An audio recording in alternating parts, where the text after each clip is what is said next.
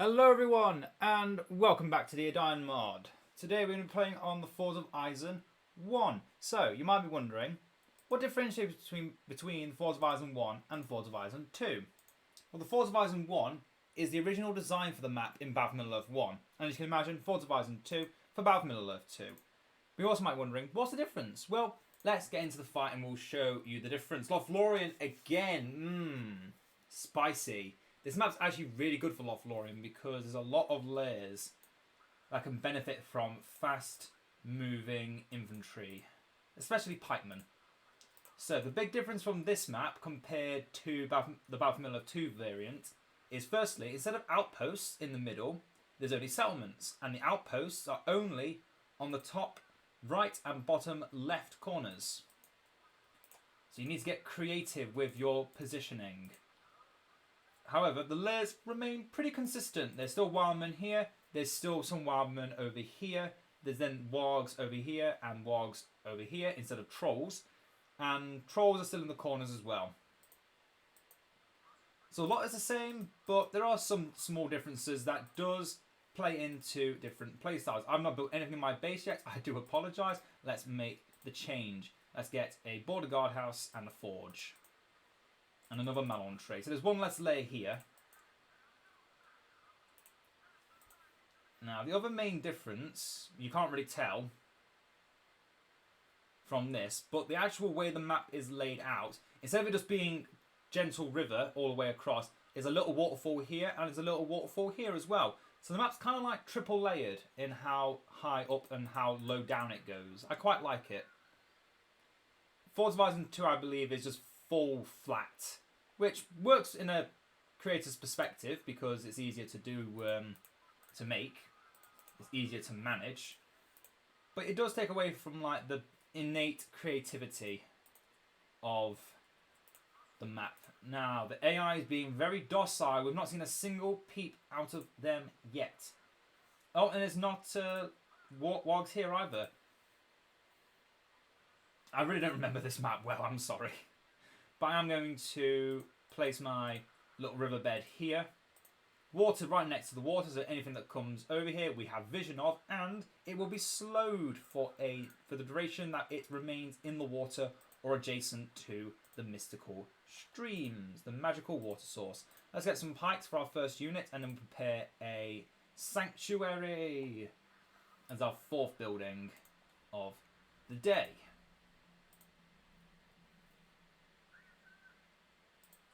Since AI is still being very, very quiet, I have no idea what I'm up against, so I'm just going to play against the creep. I'm not planning anything against the actual enemy themselves. They're probably busy dealing with layers. Oh, speaking of, there's a wildman that has gone far from its lair. That means the AI is cleaning up creep as quickly as I am. That should not be something to be worried about yet. But I will keep vigilant. In fact, there's a wildman attacking it right now. Let's send those Lorien warriors back to deal with that. These guys should have to deal with these wargs, no problem. The secret is, let them walk into you. You don't attack them.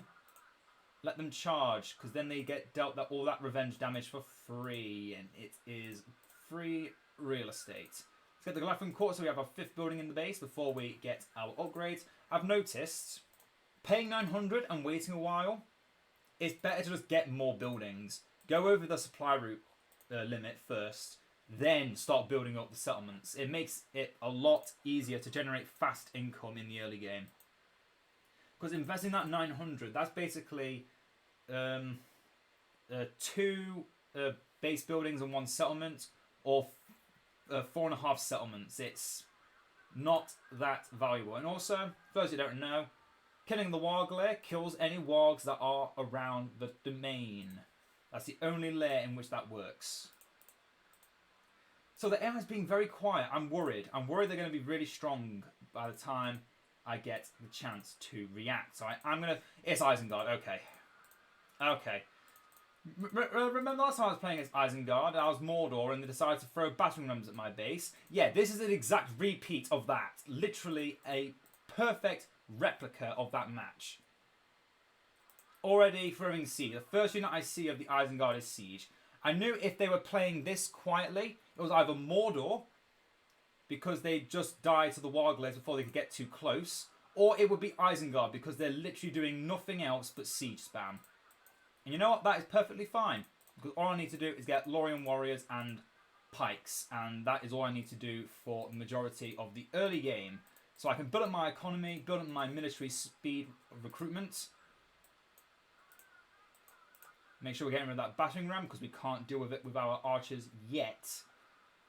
Emphasis on the yet. We can deal with it very soon when we get Silverthorn arrows, which means only ballista will have any real effect upon our base, or enhanced siege spam. But the fact that AI is allowing me to take my corner of the map uncontested is a really big boon, which I'm going to make full advantage of. So while we're still making more units, I don't know what's going on in the middle, so I have to be ready to react at a pin drop.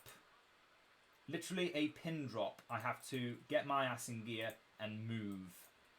These Lorien warriors are going to take this. The pikes are going to deal with the troll over there. Let's just split them into two groups. Might just say for Celeborn, but I think that's stupid because we are going against Isengard that does not really have good heroes. That's the one thing with Isengard. Their biggest strength is the late game. If they can't get to the late game, then you've already won. So any faction that has a strong early game has a strong chance of beating them. Unfortunately, we didn't get to kill the troll in one charge, but that's fine. Not everyone can kill the troll in one charge. But we did it nonetheless. A bit of damage dealt to us. It is no big deal. We're still fine. We're still full health-ish. They're bringing Wildmen, but unfortunately, you don't bring Wildmen to a warg fight. And yep, there we go. More battering rams already. Let's have our warriors that we dispatched at our base deal with that. Dispatch of them with haste. Ah! I pressed Q. I'm a fool. Up warg riders, and that's why we made pike guards, people.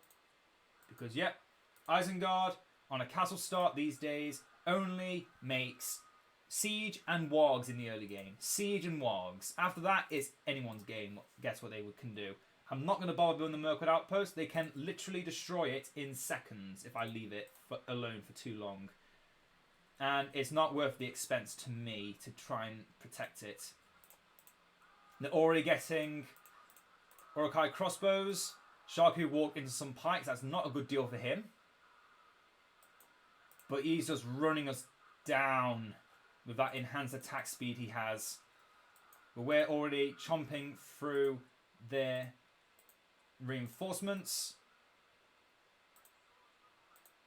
Got Grima into our base along with another battering ram. I'm going to get rid of the ram first. Grima is insignificant compared to that ram, who can actually deal damage to us. Now I'm going to fall back to defend this Malon tree. I'm going to build up our economy again. And you stop that ballista at once. The ballista is top priority for the kill list. Wolfgar is there, that's why we're getting Celeborn. They're already here hero spamming. That ballista is not going to escape our wrath. And our damage is absolute. Run everyone to the base. This Malon tree is not getting attacked, so I'm going to bless it. So now it classes as a well. For all intensive purposes. Celeborn is among us. Now Grima must die. He's probably already used his escape ability. That's fine. Celeborn has to focus Wolfgar so that his damage is being on full display. Wolfgar cannot escape. Saruman, on the other hand, is a problem. That is a problem, child, that I have to deal with. Let's get Silverthorns on the base. And Celeborn on Saruman. There's the Wizard Blast. It cannot be helped. It cannot be helped. It cannot be helped. Apology, I don't know what my accent was turning into then. But yeah, the second that Celeborn sends his blade against Saruman, the battle is already decided. Saruman is down. Excellent. And now Ugluk comes to join the party. Now he's a bit more of a problem because he actually does damage. But with proper placement and use of the Silver Blade for enhanced attack power, it cannot be helped. He is doomed. And the AI is already well aware of that and is running away. Silver Thorns, now the upgrade for the base, they have no chance of getting through our superior arms at war. I desire some healing, and again just going to throw the waters in the middle of the map because that is where they bring the majority of their forces. Case in point, once again, another battering ram right on our base, and a Orc Scout on his own thinks he can do his best. He cannot do a single thing to us as we annihilate him. Battering ram getting close to the base. And it's down. Silver Thorns now quite capable of dealing with battering rams, but they could still get a few cheap shots off onto our buildings if we allow them to. Yeah, those Silver Thorns are going to be crucial for defending our base. And now we're going to get the Great Combat Training, so we get faster recruitment of our already fast recruitment of elves. Let's try and get these elf warriors to the tree so they can heal. The wildmen are never going to surrender. They would rather die and surrender and face the wrath of Saruman. Sharku has returned. And with some nasty numbers. I kind of want to save up now for my other heroes for the chance to just pop off. Let's get some vision. Get some more vision. That Malon tree's been destroyed. I want to get some more vision. Go over there and deal with that. Okay, that Lorien warrior unit is unfortunately going to die out there. Get battering rams. Get banner carriers so that we can quickly reorganize and get healing for our units when they are needed. Go on, you can take it. It's free real estate. Perfect. We've got more trees planted. Going to plant another tree right to the side of the base because when we're in this tree, we start to get camouflaged. We get hidden. We can use our superior ambushing skills against the Urukai, which gives us more damage for a small amount of time, and then we get to use permanent access to the ability if we stand in the tree for long enough. And I don't use their abilities enough, so why not? Let us get in there and wreck some face. And you can also bless the tree with the refuge in the woods, so it's just an all-around good power to possess.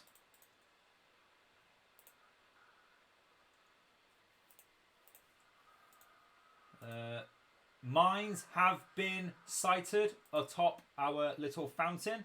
Little did the AI know that does not do anything to that building, because guess how much health it has? Oh, it doesn't show on this. There you go, 999999.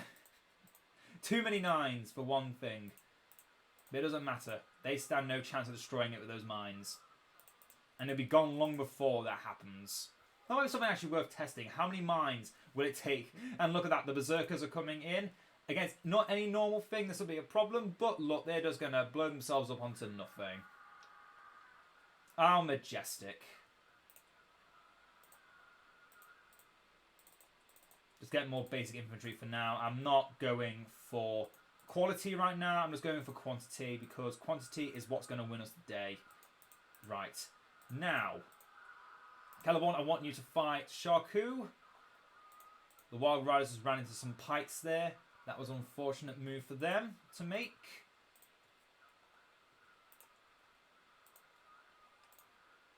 Our power has not yet taken full force. We're waiting still for our lady to arrive. She is now on the field. Excellent. This game's going to be a long one, by the way, if you hadn't guessed. Isengard is a beast, and we're letting them get to the late game. I'm going to have to start getting actual upgraded units to stand a chance against all of this. And I'm nowhere near my upgrades, so, you know, we'll get there, but there's no telling how long it's going to take. because I still want my heroes, and the heroes are what are going to make the difference. Have those Lorien warriors charge for the ballista, have it run away, try and kite the swordsman around. Not doing too well, but what can you do? It's never going to be perfect. Doesn't have to be perfect, just has to be okay. More pikes are in order, I think. The man for pikes has increased. Galadriel can use her fear ability if we so deigned it, but I think I'm going to save the Lady of Light first with my powers so that Galadriel's abilities boost our units even further through the stratosphere. It is needed. It is truly needed. Already got all my economy upgrades. All we can do now is just play the waiting game, which sadly Lothlorien is not good at the waiting game. They prefer to play the fast and loose game. But as I said already, Isengard.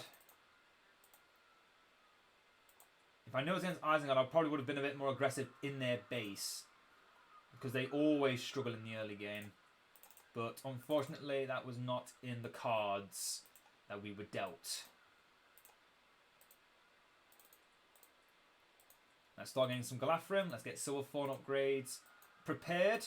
We'll give everyone Silverthorns shortly. Galadriel walk up a little bit closer so we can use the fear effect. Got to use this more because it is really good at just keeping enemies in place. Use all of Celeborn's abilities so he is safer. They're running away. They're coming back in. They're going to die. We're going to need to start getting some archers to counter their archers. It will be needed. I can't target the tree. There we go. Targeted the tree. Fall back, everyone. Fall back, fall back, fall back. Celeborn is not looking too good. He needs to get out of his pajamas if he wants to be effective for his maiden. Now, let us do this. Celeborn. Silver armor. There we go. Lots of extra armor.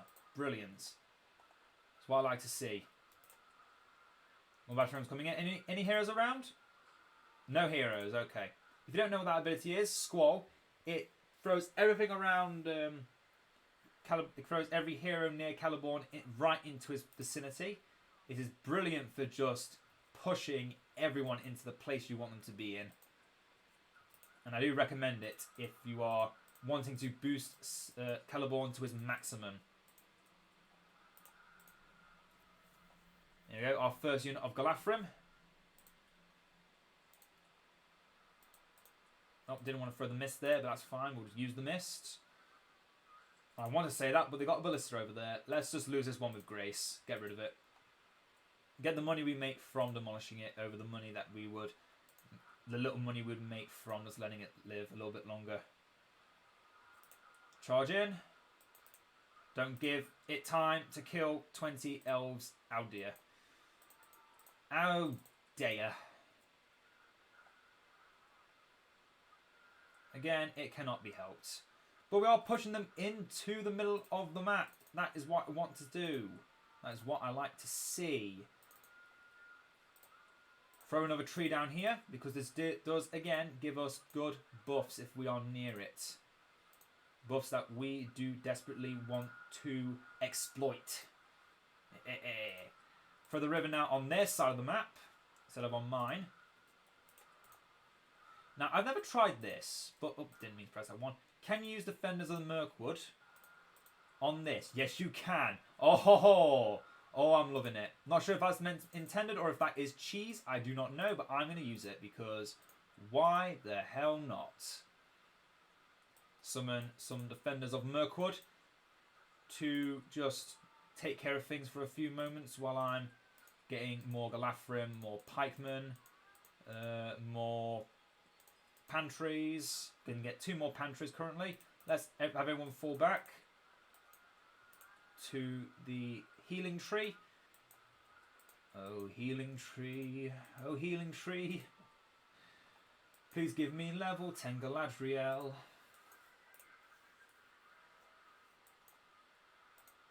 Tariel is sniping some guys from afar. This power is really good, by the way.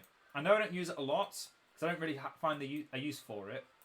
Because I'm always just too aggressive and I finish the game before that time comes. At least on camp starts. But castle starts, I prefer to play a long game of Lothlorien. It is my preferred professional opinion that playing the late game is the funnest way to play Lothlorien. Because despite the fact that Lothlorien is definitely more of an aggressive early game roster, having really only Galadriel as your late tier units, it is still very, very fun to do. It is still very, very fun to do. It's fall back to the refuge in the woods. They've been taking the melon trees I've been planting. I don't like that. Tarion met an untimely end. Log Riders coming for the army. They will meet nothing but steel. Steel upon ruined, corrupted flesh.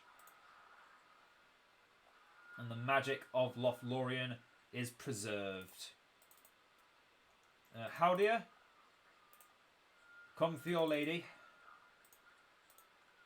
Not like that, you pervert. Let me stop. Let's give him his golden arrow over the silver arrow. Now he makes everyone afraid, in an even wider radius when I use that power. And it's a beautiful white light as well. Okay, now we need to start getting actual heroes again. We want to get Celeborn, we want to get Thranduil and Legolas. One of you to at least destroy that blister. Is that a hero? No, that's just a berserker. Okay, not afraid. No fear. But yeah, I want to take that upper outpost now and get Mirkwood built up. And then we can even expand our economy a bit. Wouldn't that be fun? Get some more visions. We can see the Wildman Hut over there. If I get rid of that Wildman Hut, that will get rid of their Wildman production. Maybe. Maybe, maybe not. Let's get Arrowstorm, just so we can get the Queen of Twilight power, which will give Galadriel for a time her dark form, or if we're already in her light form, give us a nice little tornado to use against our foes. Let's also get the Bjorning Homesteads so we can get Grimbeorn. Mostly just for the completionism. I'm such a big completionist in this game. I like having everything. Having the perfect army at the end. Even if it costs me the game. What matters more? Winning the game or having 100% of everything? I think I know which one I prefer. I know everyone else prefers, but I know what I prefer. Get the Master Blade so we can start getting upgrades for our pikes. They are mostly just our tanks, but they are good at dealing damage if we let them, and the revenge damage they deal is astronomical with those blades equipped. Get rid of those Wildman axe throwers. And then let us get Grimbeorn. Let's turn it so it's generating honey. And then we can soon get Grimbeorn for 2300. Nice, nice, nice. I think if Lothlorien had a scavenger, that might be too strong because they just peel away the skin of everything with those silver thorns. Oh, it's so good. I love it. If one of them don't have silver thorns, yeah. Which one doesn't have silver thorns? Let's get rid of this Wildman Hut, actually. Get rid of that hut. Its presence offends me. And they're making too much value out of it. Now, they've been slowing down their recruitment recently. So either they're down on money, which we can tell in the end game screen when we get to that point. But I think it's just because they're building up for something. Either the return of Saruman or something more sinister, which I'm presuming is going to be the latter. It's going to be some mind bullshit again.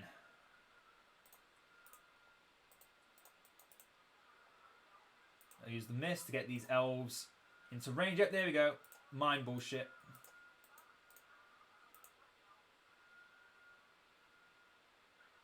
And unfortunately, Silver Thorns are not too equipped for dealing with the mines, but if they're just going to plant them down there, I'm not too afraid. Yeah, they're just going to plant them near the river. I'm not afraid of that. Let them do what they want. Banner of Protection. Throw a tree down here as well. Give it healing. Galadriel's level 8. She could use her banishment ability. Oh, the explosives. Let's see how much damage they do to this. Because again, this is 9-9. Well, actually, no, this one doesn't. This one does. So if I did it to the other one, we might actually see how much damage it deals. But yeah, this doesn't have a health bar, so it doesn't do anything. Oh, I love that little exploit. Mystic River, Mystic Stream, perfect counter to all Isengard AI, because all they do is throw their mines over it. And they fail every time. Oh, I love it. The Queen of Twilight.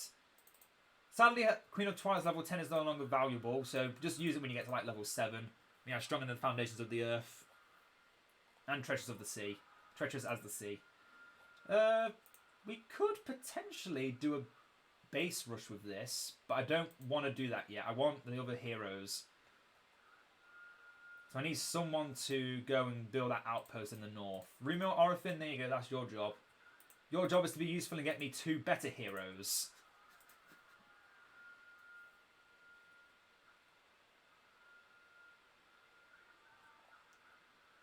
Lady of Light's almost back off cooldown. I'm tempted to not use it and try and use Queen of Twilight to cripple their siege spam, but it's all the way at the back of the base. Ugh. Okay, you two hurry up. Hurry up and build me something valuable, please. I will give you a sugar cookie if you can do this. Don't expect those sugar cookies though, they're nice. All cookies are sugary, but ones that are directly labelled sugar cookies. Oh, mwah, beautiful. Those wargs are still there.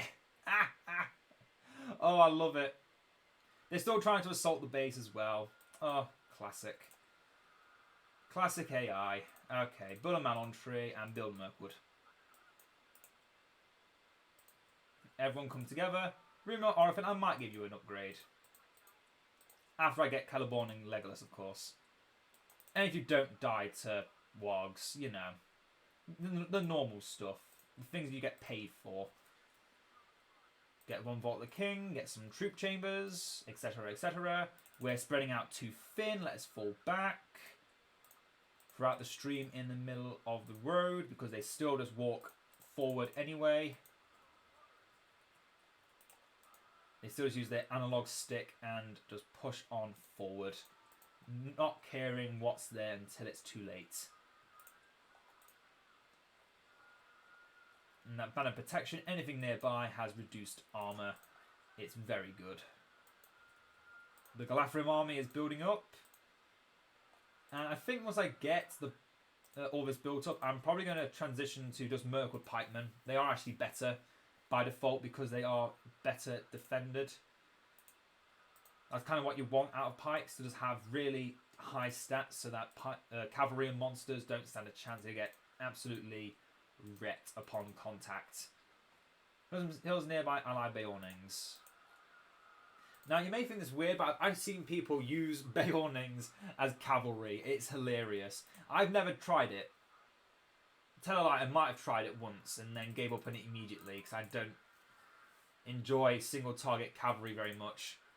Like even with battle wagons, it's a bit rough, despite their size being much more manageable. It's just too risky because you let them move 1 pixel too close, and that's your entire unit gone. That's all the money you spent on them gone. Even if they're only 450, that's a lot of money to give up on nothing. They can also be really good, and I do aspire to be as good as some of the people that can make it work. It is definitely inspirational to see people make things that I cannot make work. Very inspirational indeed. Let's get some Mirkwood Pikemen so we can start getting a stronger front line to deal with all those towers they have. Stronger than the foundations of the earth. Galadriel's level 7 power in a dark form is definitely going to be useful for dealing with that little conundrum. Legolas is on the way. I've got some pikes. Build the final building. Let's build a wine cellar. Why not? Not doing anything else with it. Galadriel, meet with Thranduil, get him out of his pajamas. Now, I actually raised a question in our Discord group. the other week saying, who think will win a fight? Edain mod Celeborn or Age of the Ring Thranduil? I think that's a real thing that'd be difficult to guess because they're both really strong in their respective mods. But I would personally give it to until level 10. At level 10 it could be anyone. It'd be anyone's game. But before level 10, I'd say it would be Celeborn every time, just because Thranduil, without his invulnerability from both his duelist ability and his memory of the whatever that's called. I'd say those powers are definitely the things that give him his advantages. But another tree down here, they just blew up half their army and they're finally getting upgrades for their units. So I should pay them some respect. As I'm talking about that, they're trying to destroy my base. One of the twins died. That's fine. That's fine. And I'm still casually destroying this Warglair that the AI has let live for this long. No longer. I don't care what's going on over there right now. Okay, I'm back. How's it looking? Not too good. Okay. These Mirkwood pikemen, I want them to build us a melon tree. And then move around this way. Get some more silver thorns. Oh, I'm out of money. Okay, let's not get more silver thorns right now. Galadriel, I want you to turn evil for a second, love. Just a second. Just a second. Everyone fall back. Let Galadriel do her thing. Let the queen do her thing.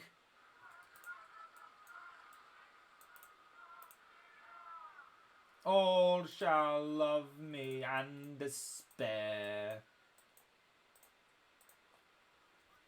There we go. Love me and despair. They ran out of it. You chicken shits. Vengeance of the Huorns. Yep. Didn't want to press it, but I pressed it anyway. Haha. Can't place it anywhere around the base. One of the worst tier 4 powers in the game. Oh, the AI always managed to make it work because it is a very aggressive style ability that only really works when you're in the aggressive stance. Let's make sure we're actually using these abilities. Treacherous as the sea. Not dark, but beautiful and terrible as the dawn. These bones can no longer produce, and they do no damage. Take that. Let's see what they say about that. And now, Nenya's cleansing. Quickly. And then, let's just make her Lady of Light. Because that makes her have a damage aura. Oh, they just blew up that base with... They blew up my little tree base with... some stuff. So I'm just going to throw out some trees, which might hit that. They might not. I don't know. We're going to see with our own eyes soon enough what will happen. Legolas, go into your knife fighting mode for a bit. I'm feeling devilish. Nice. And that looks like it's going to be GG. Let's have Legolas get his golden bow. Bowman is back. Changes to the golden bow of Lothlorien. How are you not level 10 yet? I can't use your ability and use it twice. That's unfortunate. Out of all units, what the hell? Why have I have 7,000 all of a sudden? 1 second I have nothing, next second 7,000 in the pocket. Yep, that's how Lothlorien works. There we go, we can use this twice. Come on, Howdy, let me use it. And then Radiant Aid. Full health and another use. Now, if Celeborn had Galadriel to use that on him, he would definitely win. There's no way Thranduil can beat the Galadriel and Celeborn combo. They are possibly the two strongest. They're probably the best power couple in this game. Strongest power couple. Victory's not ours yet, though. They still have one more Wildman hut somewhere that must be destroyed. I don't know where it is. Where could it be? I wish I had full map vision. I found it.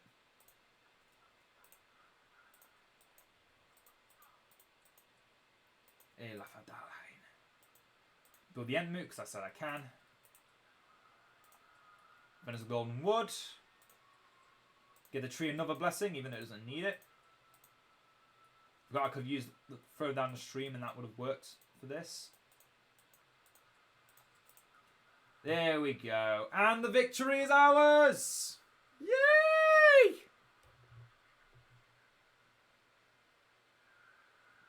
Oh, love a good bit of water. Hope you've all enjoyed. And I'll see you all next time. Farewell for now.